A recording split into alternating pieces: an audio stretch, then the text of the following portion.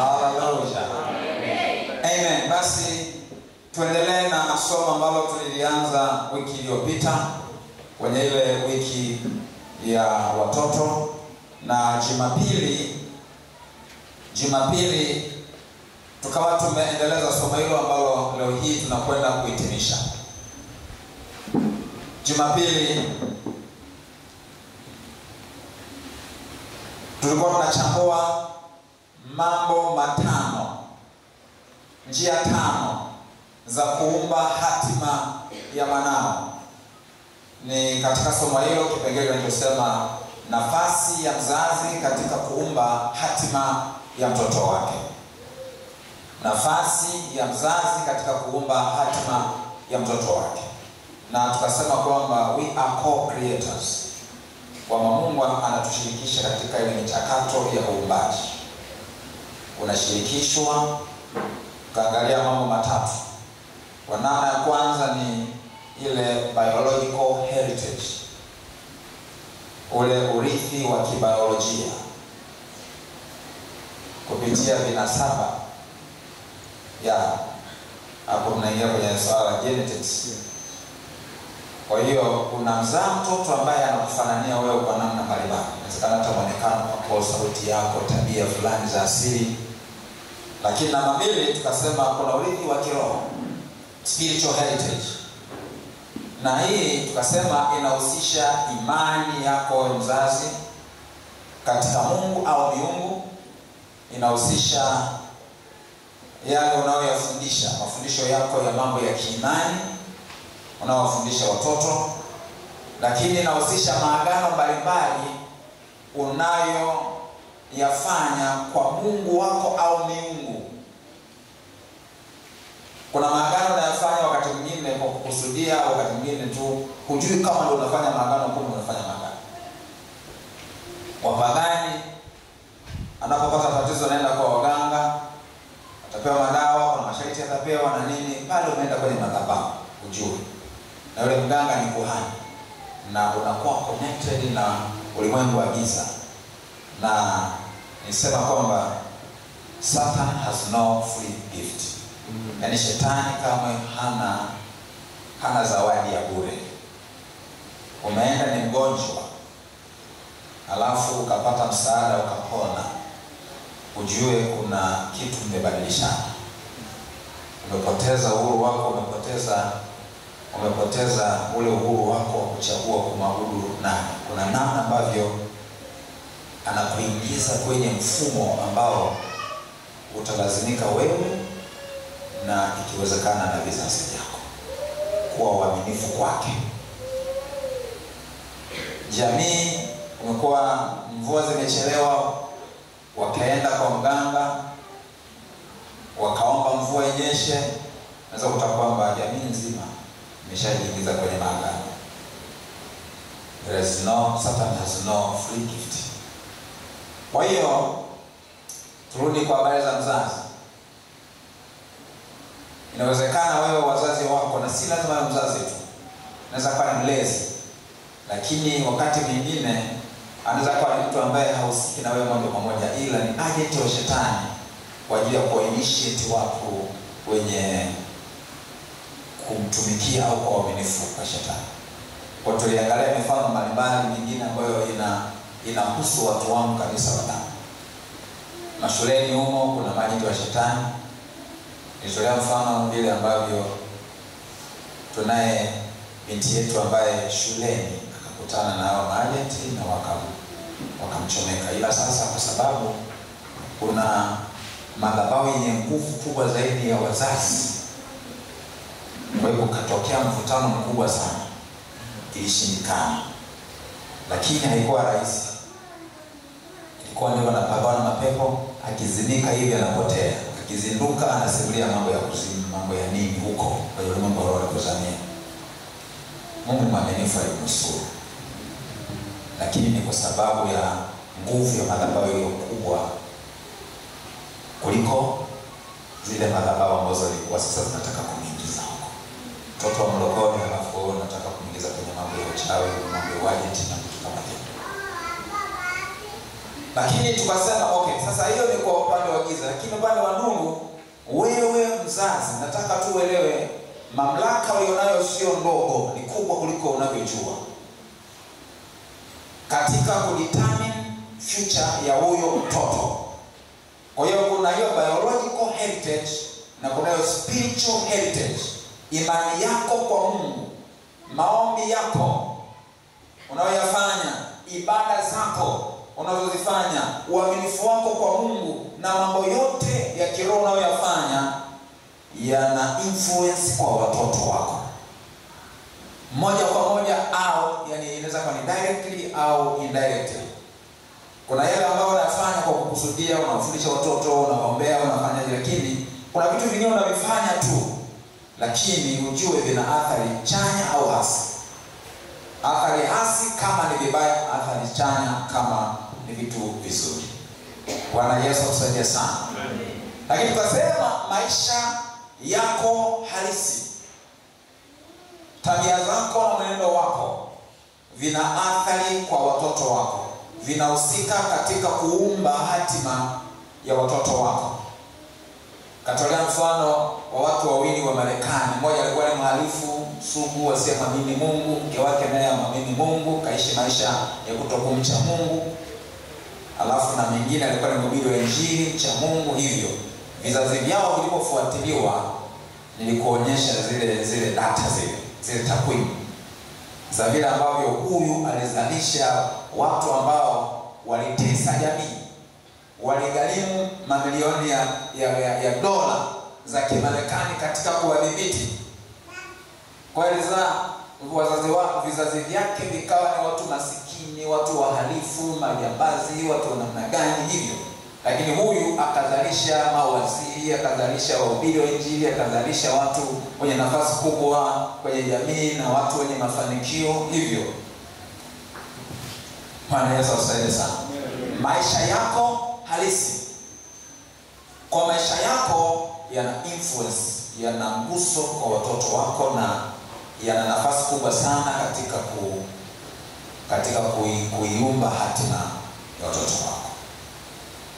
Lakini sasa leo tunakwenda kumalizia mambo mawili tuliyoyabakiza. Maana tusema ni mambo matano.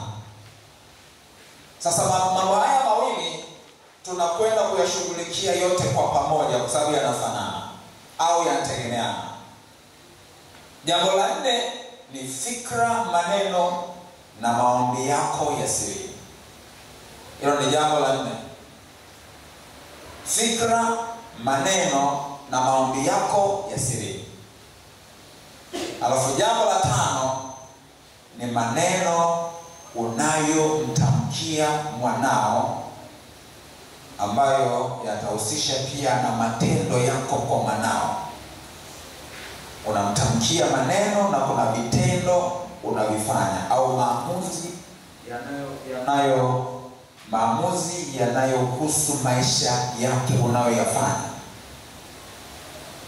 Yanaweza kawa ni maamuzi yanayohusu labda kumsomesha, maamuzi yanayohusu labda siku kufanya nini, na vitendo ambavyo vinaweza vikawa vinahusu sio maneno tu, lakini labda ni hivyo kumpa adhabu ambayo inaleta athari, hailengi kumrekebisha lakini ni yenye kumuumiza. Naweza kumwambia chuki, naweza kumwambia nini hivyo, na ikazalisha kitu kingine kabisa kwenye tabia zake. Sasa kuna mambo mawili matatu hapa ambayo ni muhimu sana uweze kuyazingatia. Unatakiwa kuyajua kwamba fikra zako au mtazamo wako kuhusu mtoto na hatimaye maneno yako, yani fikra na mtazamo vinaumba maneno utakayokuwa unayatamka kwa mwanao na matendo utakayokuwa ukiyafanya kwa mwanao. Kwa mambo yanaanzia ndani yako, fikra zako, mtazamo wako.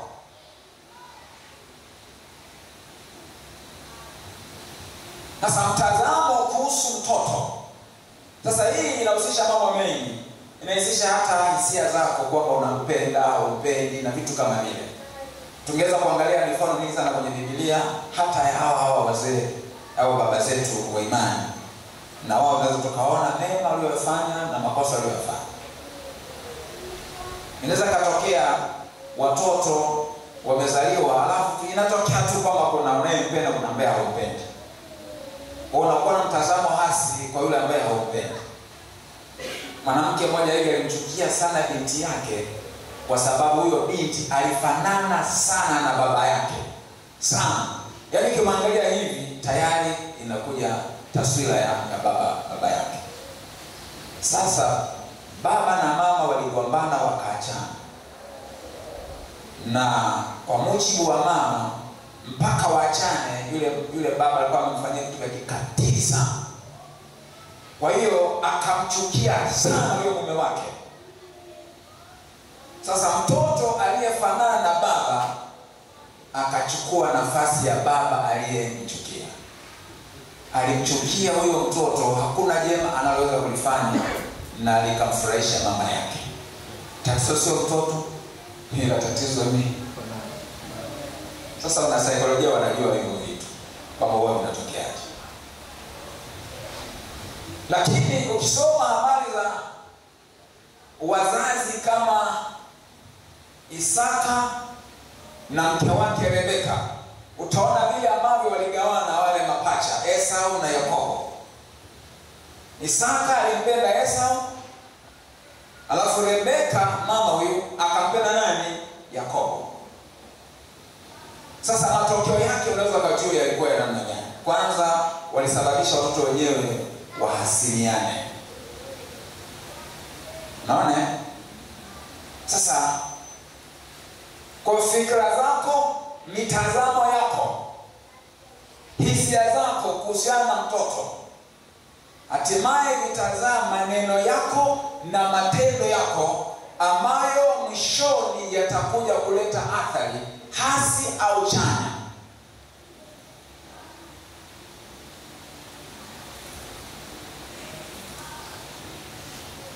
Unatakiwa uelewe kwamba mwanadamu vile ambavyo ameumbwa kwa namna fulani kama kompyuta, kwa sababu kompyuta imeumbwa ni kwa kuigiza namna, yani kuigiza asili ya mwanadamu, yani mwanadamu vile alivyo na anavyo operate. Tunafahamu kwamba kompyuta ina software na hardware. Sawa sawa. Hardware ni ile unayoiita ndio kompyuta unaiona. Jamani, hata hii simu hii ni kompyuta hii. Kwa hiyo hardware ni nini unayoiona? Lakini software ni zile programs ambazo unaziingiza ndani, ambazo unaweza kazi ya update, unaweza kufanyaje, unaweza kaondoa moja ukaweka nyingine hivyo.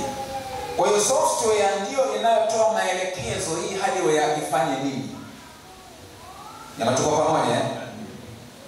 Kwa hiyo software ndio akili yenyewe. Ndio kama ni mwanadamu, maana yake ndio akili, ndio ule mtu wa ndani ambaye haonekani. Lakini hardware ndio huyu mtu wa nje unayemuona.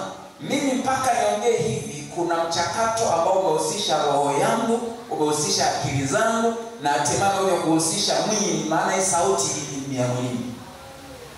Sauti kikwama ni tatizo la mwili. Nitashindwa kuongea yale ambayo nimeyawaza. Nimewaza kitu na nataka nikiongea na shida. Sina nielewa. Sasa mwanadamu anaambiwa software, kuna hali ya asili. Kuna mambo ambayo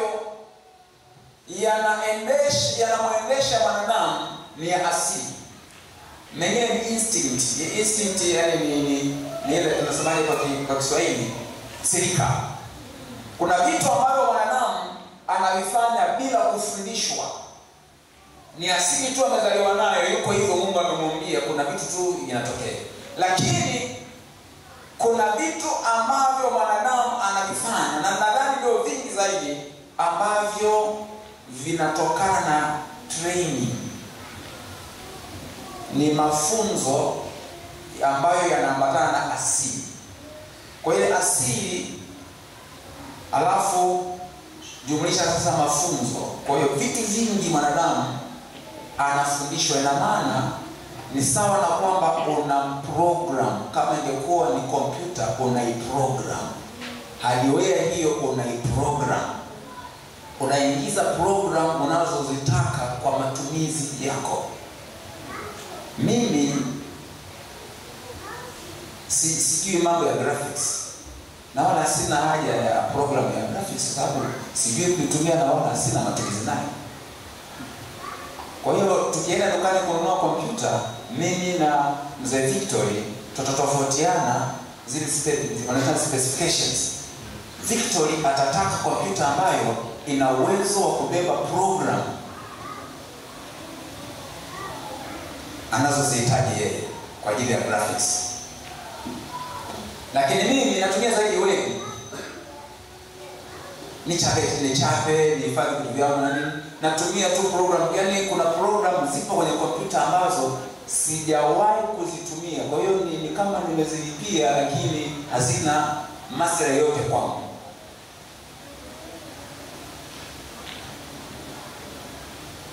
Sasa Mungu anapomuumba mwanadamu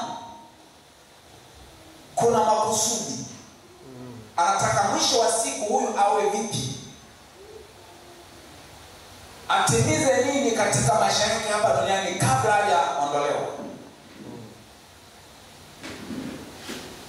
Sasa ili awe vile ambavyo Mungu anataka na atimize yale ambayo Mungu anataka, ni jambo la mchakato. It is a process. Na mchakato huo unamhusisha Mungu mwenyewe ambaye ni muumbaji. Unakuhusisha wewe mzazi ambaye ndio mtu wa kwanza kuhusika na huyo mtoto. Utakuja kuwahusu sasa wengine, walimu shuleni na watu wengine mtaani na mazingira kwa ujumla ambayo huyu mtoto au huyu mwanadamu atayaishi tangu utotoni mpaka anapokuwa mtu mzima.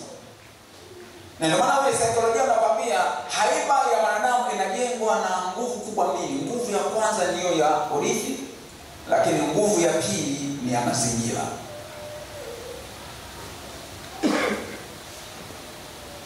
Bwana Yesu atusaidie sana.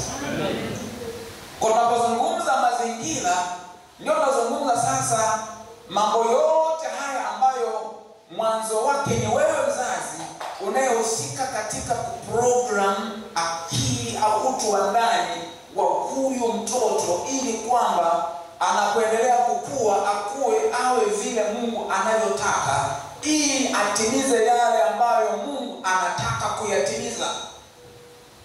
Na ndio maana tulipoanza somo hili tulijifunza pia kwamba wewe mzazi mcha Mungu unatakiwa kuwa na ile tabia ya kumuuliza Mungu, kutaka kujua, kama ambavyo Manoa na mke wake walitaka waelekeze kwamba huyu mtoto atakuwa namna gani na kazi yake itakuwa nini na wajibu wetu sisi ni upi, tumfanyie nini mtoto huyu, tumlee vipi. Tuko pamoja eh? Ni sawa na kusema kwamba sasa hii ni hardware, ni computer hardware. Sasa tuingize humu program gani ambazo zitatumika kwa matumizi yaliyokusudiwa kwa hii computer.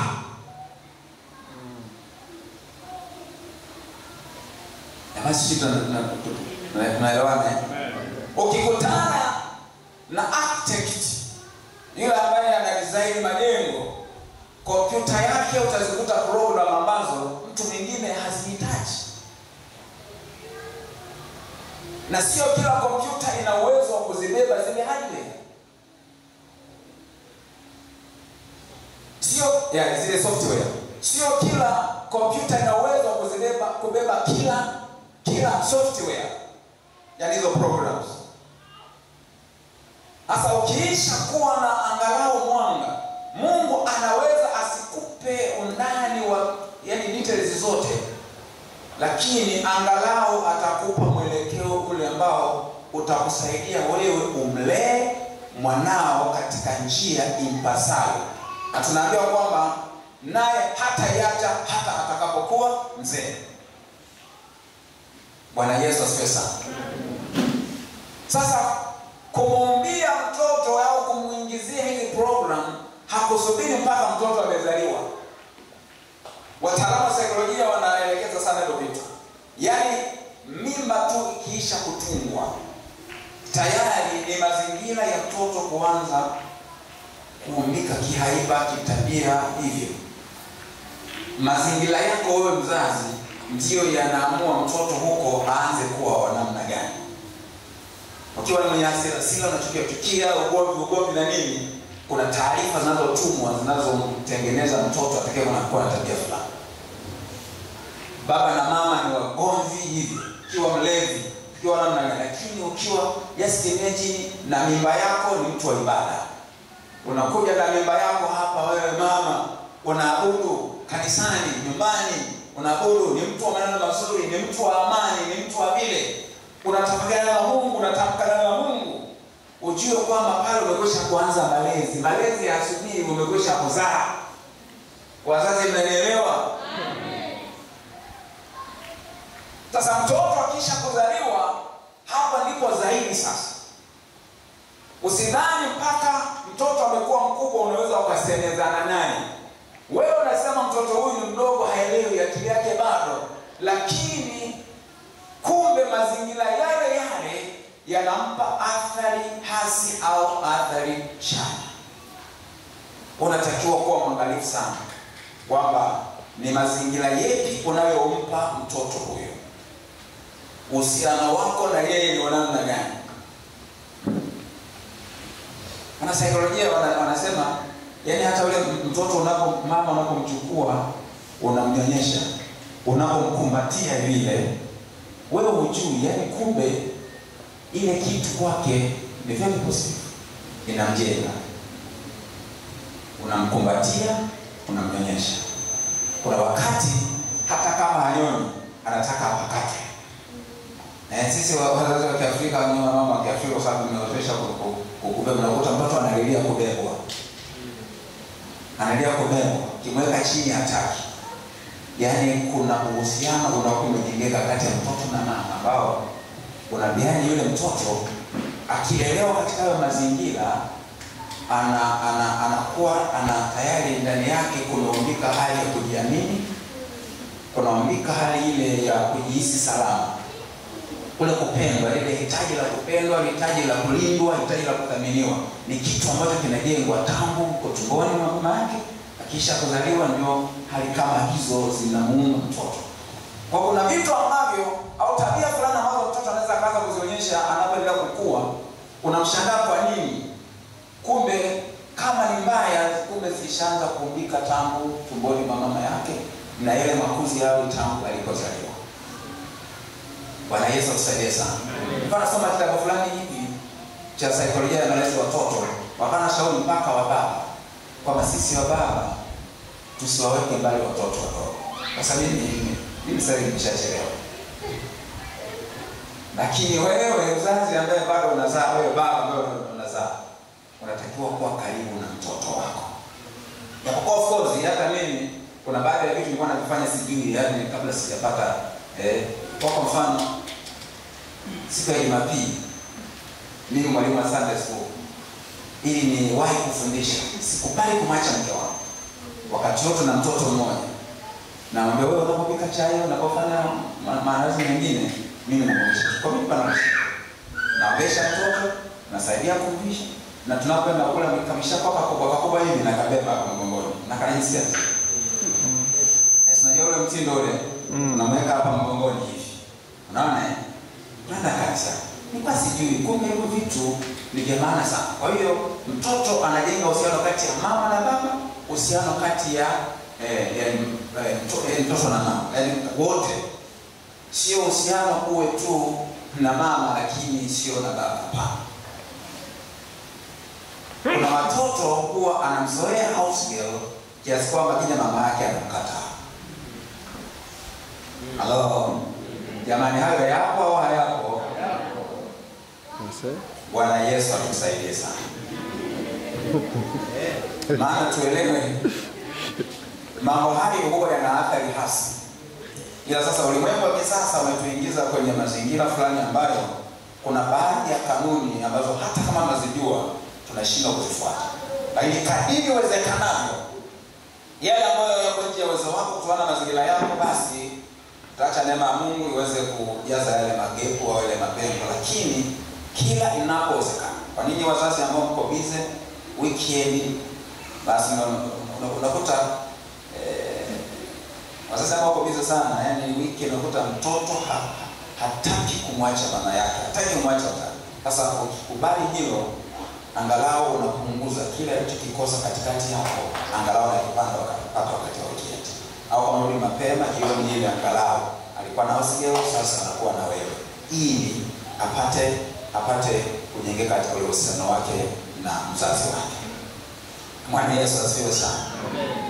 Kwa sasa nisema kwamba fikra zako, mitazamo yako, hatimaye inakuja kuumba maneno yako na matendo yako. Maneno inaweza kawa ni yale ya kujisemea mwenyewe au kujisemesha kwa watu wengine, lakini inaweza kawa ni maneno ambayo baadaye utakuwa unayasema kwake. Na kwa sababu ninasema kwamba kimjazacho mtu moyoni ndicho kimtokacho. Wakati mwingine kuna vitu utavitamka haukupanga mbele ya mtoto, ni kwa sababu ndizo yani ndio vitu vilivyojaza fikra zako, vimejaza moyo wako. Unavitamka vitu ambavyo ni vya madhara sana kwa mtoto wako. Kwa hiyo kama unataka kurekebisha maneno yako na matendo yako kwa mtoto, rekebisha hali yako ya ndani. Kama una hali ya kumchukia mtoto kwa sababu yoyote ile, ni kwa sababu ya yeye mkorofi au ni kwa sababu tu fulani za asili ambazo hazina maelezo, muombe Mungu akusaidie ushinde hali ya namna hiyo. Una mtazamo hasi juu ya mtoto huyo, omba uishinde hali hiyo, na Roho Mtakatifu yupo tayari kukusaidia, kwa sababu kazi hiyo ni ya kwake, yani ni kazi ya Mungu, wewe ni msaidizi wake katika kazi hiyo. Kwa hiyo ukiomba ombi la namna hiyo, ni ombi jema ambalo ni lazima Mungu akusaidie. Kama Mungu nisaidie, najisikia tu kumchukia mtoto huyu, yani anaweza kama ya kosa akisema tu mali nimemkalipia, mali nimemsamba kibao, hamna sababu yote ile.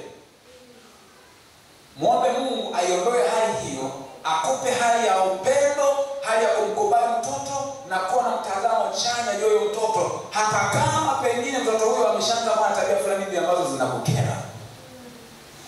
Jamani, tuko pamoja jamani? Mungu atusaidie sana. Kwa hiyo fikra zako hizo, mitazamo yako hiyo, maneno yako hayo, yani hautaishia tu kusema na kutenda, lakini hata maombi yako hatimaye yataathiriwa na hiyo mitazamo na fikra juu ya mtoto wako. Maombi yako ni asirini, lakini ujue kwamba maombi haya yanakuwa na athari kwa mwanao, chanya au hasi. Chanya au hasi. Wewe unataka mwanao awe namna gani? Ni changamoto tu. Kwa nini ambao mna watoto wadogo, unataka mwanao awe namna gani? Hatima yake hiyo ya namna gani? Na leo hii ni wa namna gani? Sasa nikushauri, hata kama ni mkorofi, leo hii ni mtukutu, haamiliki, ni mkaidi, ana tabia mbaya, lakini uwe mwangalifu sana kwamba unayo kazi ya kumtengenezea mazingira ili kwamba hatima yake iweze kuwa nzuri. Usimsaidie shetani. Halo? Usimsaidie shetani. Mzazi, kuna baadhi ya maneno usipende kuyatumia kuhusu mtoto wako. Kwa mfano, kuna baadhi ya vitu unaweza kufanya mtoto ambao unatafsiri kama wizi, lakini tumia lugha nyingine badala ya kumuita mwizi. Wewe mwizi, wewe mwizi, wewe mwizi wewe. Unaposema wewe mwizi, umeshamleko. Umeshamleko kwa nini? Mwizi. Una attract spirits zitakazomfanya kweli awe mwizi. Wewe malaya, yani tafuta namna kumsaidia bila kutaja kile kitu kama unamleko. Unambandika kwamba wewe sasa ni malaya, wewe ni mwizi, wewe jambazi, wewe ni hivi. Wengine wanafika mbali, wanaulizana wazazi, nasikia bwana umejifungua mtoto. Mtoto gani? Sema nimepata jambazi lingine bwana. Maana amefuliza kupata watoto wa kiume. Sasa anaita nini? Ni majambazi. Kama ni watoto wa kike, vipi? Nimepata malaya mwingine. Unaanza kumuumba mtoto wako kwamba ni jambazi, kwamba ni malaya. Kwa kweli tu neema ambayo iingilie kati tu. Sababu pia watumishi wa Mungu, mambo tunayoomba na nini, kuna baadhi ya vitu ambavyo vingeweza kuwatokea watoto au watu kwa sababu ya athari za malezi ya wazazi wao, Mungu anaepusha mbali. Lakini wakati mwingine yanatokea. Kama usipotokea uingiaji kati, wewe unasema unapata jambazi nyingine, atakuwa jambazi kweli. Sio unapata malaya mwingine, atakuwa malaya kweli. Maana umekwisha kumlego. Mungu atusaidie sana. Mambo haya tunafanya wakati fulani hatuelewi. Nataka tu nikwambie kitu hiki. Ni kwamba wewe kama mzazi una wajibu wa kumlinda mtoto. Ni mlinzi wa mtoto wako. Sasa mahali ambapo kuna mali za thamani na kuna watu wezi ambao wanazitamani mali zile, kuna namna mbili ambazo wanaweza wakazipata zile mali. Namna ya kwanza ni kutumia nguvu. Wanaweza wakamdhibiti mlinzi na wakatumia nguvu, wakabomoa milango, wakabomoa mageti na wakachukua kwa nguvu vile vitu wakaondoka navyo. Lakini namna ya pili ni kubageni na mlinzi. Fanya tu biashara na mlinzi. Wewe bwana wewe, kwani unalipa shilingi ngapi hapa? 1,500,000. Unalipa na mali za thamani gani? Mamilioni ya hela. Jamaa anasema wewe anatokea. Kuna mali fulani mimi simuliwa. Yaani mtu alikuwa na kiwanja ameanzisha. Kwa msemo gani alikuwa ni kiwanja tu. Alafu amemweka pale mlinzi na mlipo tu ile kidogo. Wakatokea watu kaambia wewe kwa mlipa shilingi ngapi? Sasa bwana, sisi tunakupa milioni. Okay. Ilikuwa ni kiwanja. Hawa jamaa matapeli walipata mteja wa hela nzuri ambaye anataka kiwanja maeneo yake. Kwa hiyo walichokifanya, na yule bwana haendi mara kwa mara kuangalia kiwanja chake. Ni yale maeneo ambayo ni ya very high value, viwanja unaweza kununua na 100 na milioni. Wakaambia sasa, kwani unalipa shilingi ngapi? Ndio hivyo, umepaki kila kimoja ndio umepewa nyingi sana. 1,000,000 kidi analinda kiwanja. Sasa wakaongea naye. Sasa bwana wewe maisha yako umepata milioni 5 sija milioni 10. Okay, sasa sisi tunakupa milioni 10 tufanye hivi. Milioni ngapi? Akachanganyikiwa milioni 10. Hadi mshindi. Yaani hata hiyo unaweza basi milioni 2 milioni pale okay. Tunakupa milioni ngapi? 10. Kwa hiyo wakataza forgery, wakaforge documents na nini ambaye angewashtukia haraka na mchezo ule usifanikiwe ni mlinzi. Sasa waliwapanga mlinzi wakampa milioni 10. Mchakato wote ule ukakamilika wa kuforge documents na kufanyiana mauzo. Afu wale matapeli wakatokomea mbali. Anapokuja kushtuka mwenye kile kiwanja, yule mlinzi alishatokomea mbali, hayupo. Aliambia bwana wewe chukua hizi milioni 10 potea usionekane. Ameshapotea milioni 10 zake. Huku nyuma wakasumbuana sasa ikawa ni yani sasa ni mpambano kati ya hawa wanunuzi wapya na yule mwenye kiwanja wa kwanza. Lakini kiwanja kilishapotea. Sasa wewe mzazi ni mlinzi wa mtoto wako. Adui anaweza kutumia nguvu aidha kukudhibiti wewe au kumvizia mtoto wakati wewe haupo. Atamvizia mtaani, atamvizia uko shuleni, atamvizia vyuoni, atamvizia ameshakuwa mtu mzima, ameanzisha maisha yake huko, wewe haupo. anaweza kumvizia na akafanya mambo mabaya kinyume na wewe ambavyo ulitaka awe. Lakini wakati mwingine akiona kwamba hilo linakuwa ni gumu, anabagei na wewe. Yaani anaona sasa njia rahisi afanye biashara na wewe. Anatumia njia mbalimbali, anatumia labda hasira, anaweza kumkorofisha mtoto kwa mkorofi, hivi na vile. Kwa hiyo anaweza kukuvuta kwa mazingira fulani, ukajikuta wewe bila kujua tayari unafanya kazi ya shetani na wala sio kazi ya Mungu. Na shetani siku zote atakuwa na kufundisha nini cha kufanya. Unafanya haujui mwisho wa siku ni nini kwa mtoto. Utakapokuja kugundua kwamba mtoto ameharibika, too late. Gharama ya kumrejeza mtoto yule awe vile unataka itakuwa ni ngumu sana. Unaweza kama mtoto lakini alikuwa mkorofi, alikuwa na nini?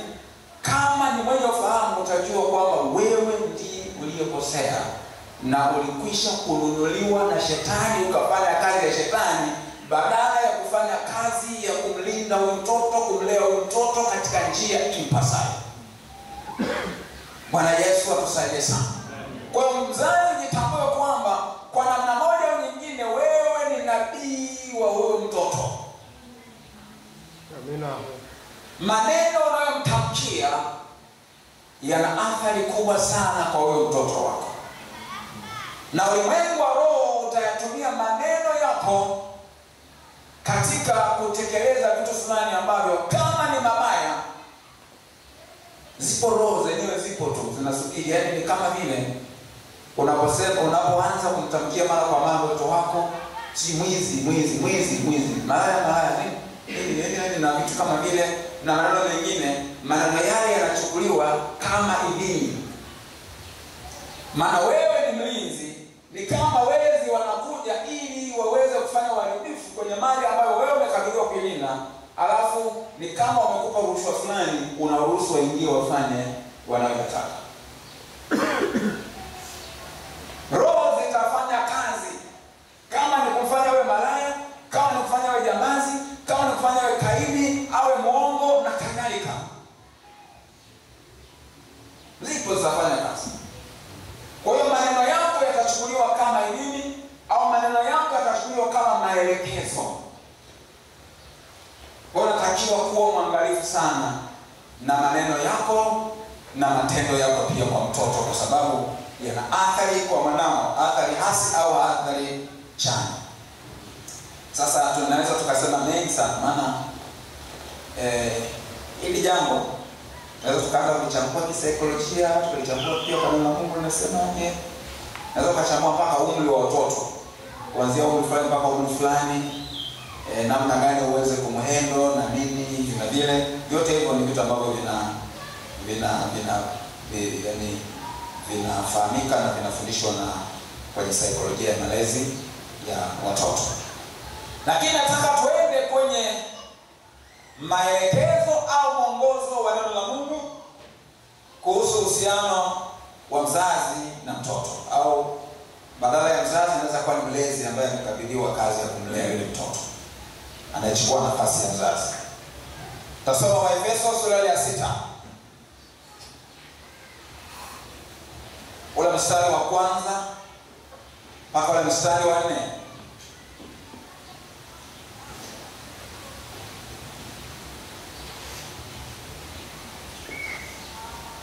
Waefeso sura ile ya 6 mstari wa kwanza mpaka wa 4. Sasa nadhani nafahamu kwamba Biblia ilipoandikwa kwa mara ya kwanza haikuwa na hizi namba hizi tunazoziita sura, tunazoziita mistari. Kwa hiyo fungu hili linaanzia kwa ile mstari wa 22 sura ya nyuma ya 5. Yaani kama unataka kupata vizuri muktadha wake, unaanzia sura ya 5 na mstari wa 22, na kuanzia ule mstari wa 22 sura ya 5 mpaka mstari wa 33 kwenye hiyo sura ya 5, pale mtume Paulo amevuviwa kuandikia Waefeso habari ya uhusiano kati ya mume na mke. Na unapoingia kwenye sura ya 6 mstari wa kwanza mpaka wa 4 ni uhusiano wa mzazi na mtoto. Lakini fungu hili linaendelea mpaka ule mstari wa 9 kuanzia mstari wa 5 mpaka mstari wa 9 ni uhusiano wa bwana na mtumwa. Maana kwenye familia atakuwepo baba, atakuwepo mama, watakuwepo watoto, lakini nyakati hizo walikuwepo pia watumwa ambao wanakuwa sehemu ya familia. Kwa ina maana fungu lote hili tungeweza kusema kwamba ni fungu ambalo linashughulika na mahusiano ya kifamilia. Na tunaona maelekezo kwa kila kundi. Baba ana maelekezo yake kwa maana mume, mama kwa maana mke ana maelekezo yake, watoto wanapewa nao maelekezo, mabwana wanapewa maelekezo, watumwa wanapewa maelekezo. Sasa tusome hii mistari ambayo yenyewe ni maelekezo kati ya wazazi na watoto. Mstari wa 1 mpaka ule wa 4 anasema hivi: enyi watoto, watiini wazazi wenu katika Bwana, maana hii ndiyo haki. Waheshimu baba yako na mama yako. Amri hii ndiyo amri ya kwanza yenye ahadi, upate heri ukae siku nyingi katika dunia. Nanyi akina baba, msiwachokoze watoto wenu, bali waleeni katika adabu na maonyo ya Bwana. Bali waleeni katika adabu na nini? Na maonyo ya Bwana. Kwa hapa tunaona maelekezo kwa watoto na maelekezo kwa akina baba. Wametajwa akina baba, lakini hapa ina maana tu wazazi kwa ujumla. Anatajwa baba kwa sababu yeye ndio kichwa cha familia. Bwana Yesu atusaidie sana. Hasa watoto kwenye ule mstari wa 1 mpaka wa 3 wanaelekezwa mambo makubwa mawili: kuwatii hao wazazi wao katika Bwana, na jambo la pili wanaelekezwa kuwaheshimu. Kwa hiyo ni kuwatii na kuheshimu, mambo hayo mawili. Ahadi wanayopewa kama wakitekeleza agizo hilo au maelekezo hayo, kuna ahadi mbili: ni kupata heri, maana yake baraka katika maisha ya wapi? Ya hapa duniani. Hasa kwenye heri hii Biblia ya Kiingereza NIV inasema that it may go well with you.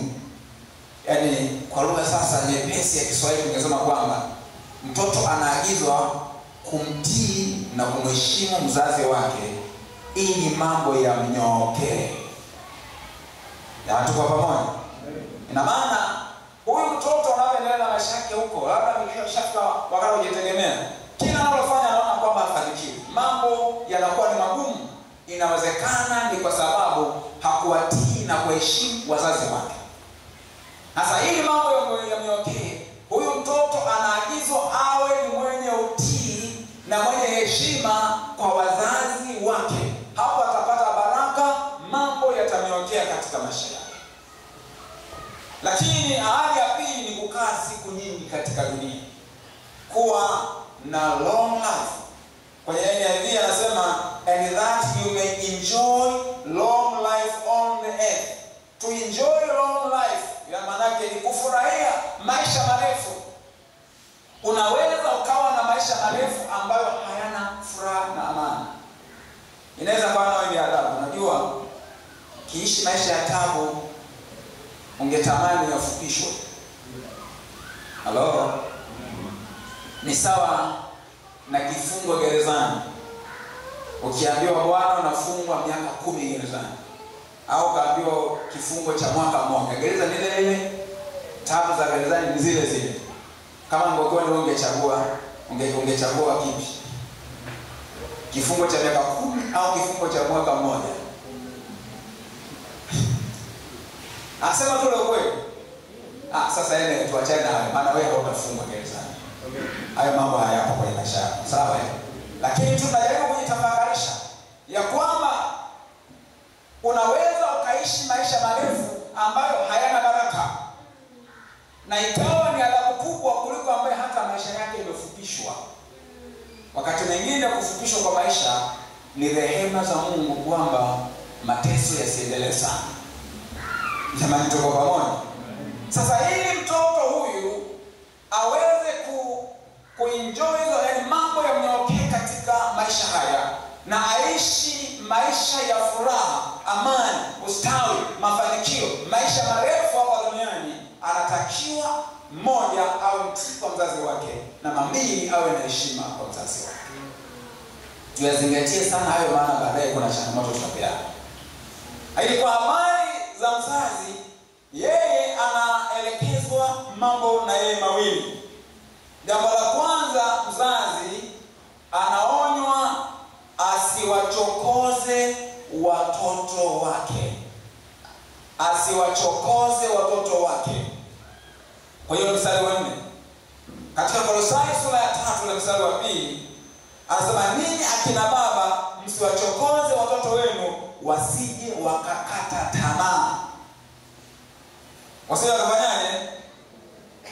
Wasije wakakata tamaa. Kwenye NIV ametumia neno hili, anasema do not exasperate your children. Na kwenye King James Version ametumia neno provoke. Provoke not your children to wrath. Manake usichochee hasira ya mwanao. Provoke not your children to wrath. Wrath ni hasira, ni ghadhabu. Bwana Yesu atusaidie sana.